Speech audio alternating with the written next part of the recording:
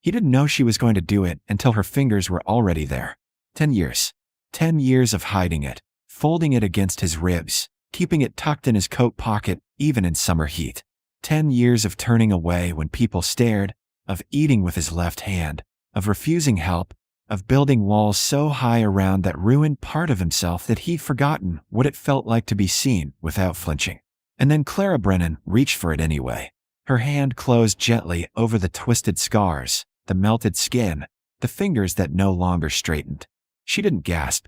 She didn't pull back. She just held it like it was something worth holding. "Let me see," she said quietly. And somehow, impossibly, he let her. But that moment came later. It came after weeks of silence and suspicion and something neither of them had words for yet. It started 3 months earlier, on a morning when the Montana snow fell so thick you couldn't see the barn from the house, and a woman appeared at his door like something the storm had delivered by mistake. Part 1. The stranger in the snow. The knock came just after dawn. Samuel Holt was already awake. He'd been awake since 4, the way he always was, dressed, coffee poured, fire built back up from coals. His right hand stayed buried in his coat pocket as he crossed the small cabin and opened the door. A woman stood on his porch, snow clinging to her dark wool coat and the brim of her hat. She was maybe 35, pale-faced and steady-eyed, with a carpetbag gripping tight in both hands. "Mr. Holt?" she asked. He didn't answer right away. Nobody came to his place. Not neighbors. Not drifters. Nobody. "Who's asking?" he said. "Clara Brennan. The county sent me." His jaw tightened. "I didn't ask for anyone." "No," she agreed. "But the schoolhouse burned down last month. They need somewhere to hold classes until spring. Your cabin's the only structure within 10 miles with 4 walls and a roof that doesn't leak." Samuel stared at her. Snow swirled between them. "I don't want children here," he said flatly. "I understand that," Clara replied. "But there are 9 of them with nowhere to go. The families are scattered. Some are homesteaders barely hanging on. If we don't teach them now, we lose the whole winter. Find somewhere else." "There is nowhere else." He started to close the door. She stepped forward, not aggressive, just firm. "Mr. Holt," she said quietly, "I'm not here to intrude on your life. I'm here because those children need help. You have space. That's all I'm asking for." Something in her voice stopped him. Not pleading, not pity, just plain truth. He looked past her at the snow-covered valley, at the mountains rising gray and silent beyond. He'd chosen this place because it was empty, because no one would find him here. 2 months, he said finally, until the county rebuilds. You teach in the barn. You don't come in the house. You don't ask questions. Clara nodded once. Agreed. He stepped aside. She entered carefully, setting her bag near the door. The cabin was small but well kept. A stone fireplace, a table and 2 chairs. Shelves lined with books, more than she'd expected. A rifle hung above the mantel. Everything was clean, orderly, lonely. Samuel moved to the stove, his right hand still hidden. He poured coffee with his left, setting the cup on the table without looking at her. "Barn's out back," he said. "I'll clear space this morning. You'll need wood for a stove. I'll bring it." "Thank you." He didn't respond. Clara sat slowly, warming her hands around the cup. She studied him carefully. Tall, lean, maybe 40. Dark hair going gray at the temples. A face carved by weather and something harder. He moved like a man used to working alone, used to silence. And he never, not once, took his right hand out of his pocket. "The children will arrive Monday," she said. "Is there anything you need from me before then? Just stay out of my way." She nodded. That first week passed in careful distance. Samuel cleared the barn, built a small wood stove from scraps, hauled benches from an old church in town. He worked fast and methodically, always with that hand tucked away. Clara set up the makeshift schoolroom with quiet efficiency. She hung maps on the barn walls, organized slates and primers, prepared lessons by lamplight in the small room Samuel had grudgingly offered her in the cabin. They ate meals in silence. She cooked. He cleaned. They moved around each other like strangers sharing a stagecoach, polite, distant, careful. The children came on Monday. 9 of them, ages 6 to 14, bundled in coats and scarves. They stared at Samuel with wide eyes as he carried wood into the barn. He didn't speak to them, didn't smile, just worked and left. But Clara noticed something. Every morning, fresh wood appeared outside the barn before she woke. Every evening, the snow was cleared from the path. Once, when the littlest girl, a 6-year-old named Rose, dropped her primer in a puddle, a new one appeared on Clara's desk the next day. Samuel Holt didn't want them there, but he was taking care of them anyway. And Clara Brennan started to wonder what kind of man hid himself so carefully from the world. The day everything changed started with a slammed door. Clara was teaching fractions when she heard it. The sharp crack of wood against frame, then boots storming across the yard. She looked up through the barn's open door and saw Samuel striding toward the house, his shoulders rigid, his right hand pressed tight against his ribs. Something was wrong. She finished the lesson quickly, sent the children home early, and walked across the snow-packed yard. She knocked once. No answer. Mr. Holt. Silence. She opened the door carefully. Samuel stood at the window, his back to her, breathing hard. His coat lay crumpled on the floor. His right hand was clenched in a fist against his chest. What happened? Clara asked quietly. Nothing. That's not true. He didn't turn. Leave it alone.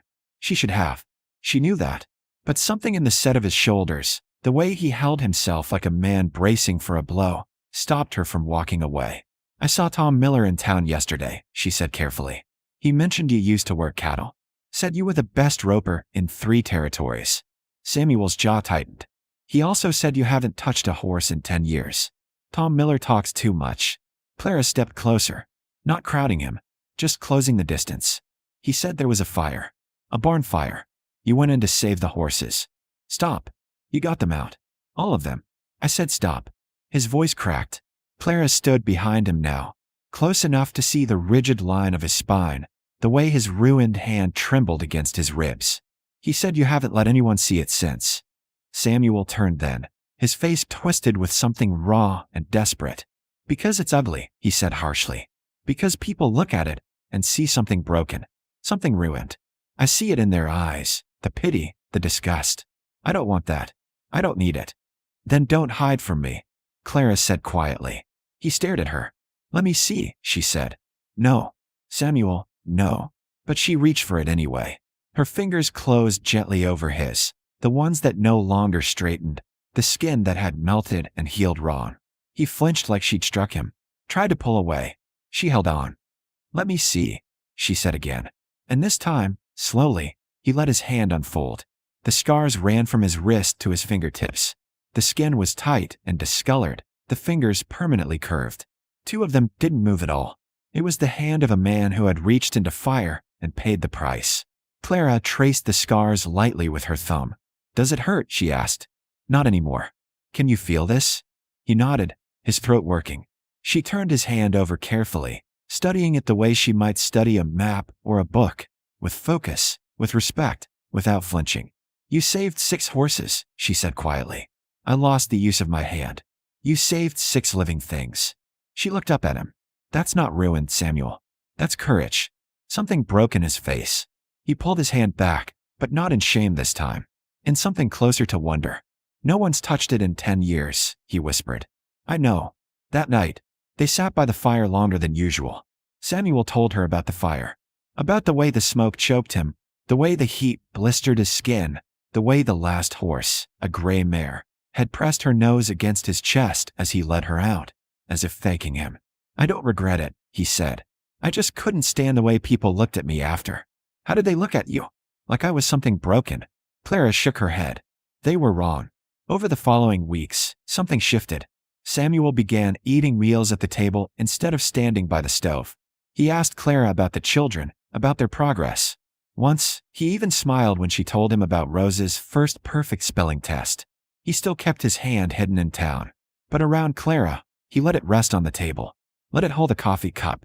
Let it exist without shame. Then the letter came. Clara found it on her desk one morning, delivered by the county courier. She read it twice, her face draining of color. Samuel noticed immediately. What is it? The schoolhouse is finished, she said quietly. They want me back in town next week. The words hung heavy in the cold barn air. That night, Samuel couldn't sleep. He stood at the window, watching snow fall across the empty valley. Clara would leave. The children would leave. The cabin would go silent again. And he realized, with stunning clarity, that he didn't want that anymore. He found her in the kitchen the next morning, packing her books carefully into crates. Don't go, he said. She looked up, surprised. Stay, he continued, his voice rough. Not as a teacher. As my wife. Clara set down the book in her hands. Samuel, I know I'm not easy, he said quickly. I know I'm scarred and difficult, and I've spent 10 years hiding from the world. But you reached for me when no one else would. You saw past the ruin. He held out his damaged hand. Let me spend the rest of my life being worthy of that. Clara crossed the room slowly. She took his hand in both of hers. You already are, she said. Spring came late to Montana that year, but when it arrived, it came in a rush of green and wildflowers and light, so bright it hurt to look at. Clara stood in the garden behind the cabin, dirt on her hands, watching Samuel repair the fence along the western pasture. He worked steadily, his ruined hand gripping the post while his left hand drove the nails. He didn't hide it anymore. Not from her. Not from himself. They had married in March, a quiet ceremony in the small church in town with the 9 school children as witnesses. Rose had cried. The older boys had clapped Samuel on the back, and for the first time in a decade, he hadn't pulled away. Clara taught at the new schoolhouse 3 days a week. The other days, she spent at the cabin, tending the garden, mending clothes, reading beside Samuel in the evenings. They spoke more now, easy conversations that filled the spaces silence used to occupy. But the hand remained a tender thing between them. A reminder. A bridge. One evening, as they sat on the porch watching the sun sink behind the mountains, Clara reached for it without thinking. Samuel didn't flinch. He just laced his fingers through hers as best he could, the twisted scars and straight fingers tangled together. Does it bother you? He asked quietly. The way it looks? Clara turned to study his face. Do I look bothered? No. Then believe me. He was quiet for a moment. I spent so long thinking I wasn't worth loving like this. You were wrong. He smiled faintly. I'm starting to see that. Summer brought visitors, neighbors Clara had met through teaching, families who'd heard about the quiet cowboy who'd married the schoolteacher. Samuel tensed at first, old habits rising. But Clara stood beside him, steady and sure, and slowly he learned to let people in. Not everyone. Not quickly. But enough. Tom Miller came by one afternoon with a young colt, wild-eyed and skittish. Thought you might have a way with him, Tom said carefully, not quite meeting Samuel's eyes. Samuel looked at the colt for a long time. Then he stepped forward, his ruined hand extended, and let the animal sniff his palm. The colt calmed almost immediately. I'll work with him, Samuel said. Tom grinned. I was hoping you'd say that. After he left, Clara found Samuel in the barn, brushing the colt with slow, careful strokes. His scarred hand moved gently over the animal's neck. You missed this, she said. I did. You're good at it. He glanced at her. Even with this? He lifted his damaged hand. Especially with that, Clara said. You understand what it's like to be afraid. To be hurt. They can feel it. By autumn, 3 more families had brought horses for Samuel to gentle. Word spread quietly, not as gossip, but as truth. The cowboy in the valley had a gift. The children from Clara's class visited often now, no longer frightened by the silent man who had once avoided them. Rose brought him wildflowers. The older boys asked him to teach them roping. You're becoming part of the world again, Clara said one evening. Samuel looked at her across the dinner table. You did that? No, she corrected gently. I just reminded you that you were always worth being part of it. Winter returned, but this time the cabin didn't feel isolated. It felt full. Clara graded papers by the fire while Samuel carved a small wooden horse for Rose's birthday. They spoke of plans, expanding the barn, taking on more horses, maybe even buying the land to the south.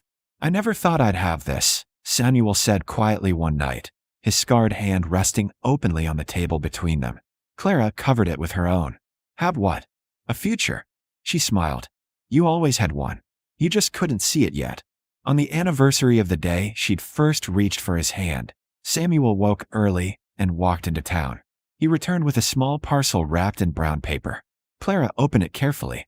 Inside was a pair of leather gloves, not ordinary ones, but crafted specifically for his damaged hand, with extra room for the curved fingers, softened leather that wouldn't chafe the scars. Tom Miller's wife made them, Samuel said quietly. I asked her to. Clara looked up, confused. But you don't hide it anymore. I don't, he agreed. But winter's cold, and I'm working with horses again. I need gloves that fit who I am now, not who I used to be. Clara understood then. This wasn't about hiding. It was about living fully, scars and all. She kissed him gently. They're perfect. That evening, they stood together on the porch as the first snow of the season began to fall. Samuel wore the new gloves. His damaged hand rested comfortably against the porch rail, no longer hidden, no longer ashamed. Do you ever regret it? Clara asked. Going into that fire? Samuel looked at his scarred hand, then at his wife, then at the cabin and the barn and the land that had become home again. No, he said simply. Every scar I carry led me here. Led me to you.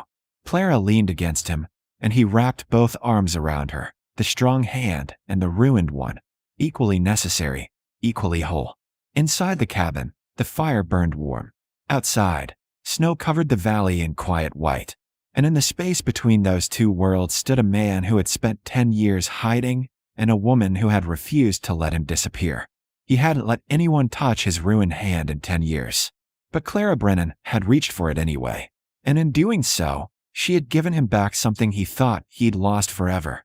Not the use of his hand, but the courage to be seen, to be loved, to be fully, perfectly, beautifully human. The scars remained. They always would, but they no longer defined him.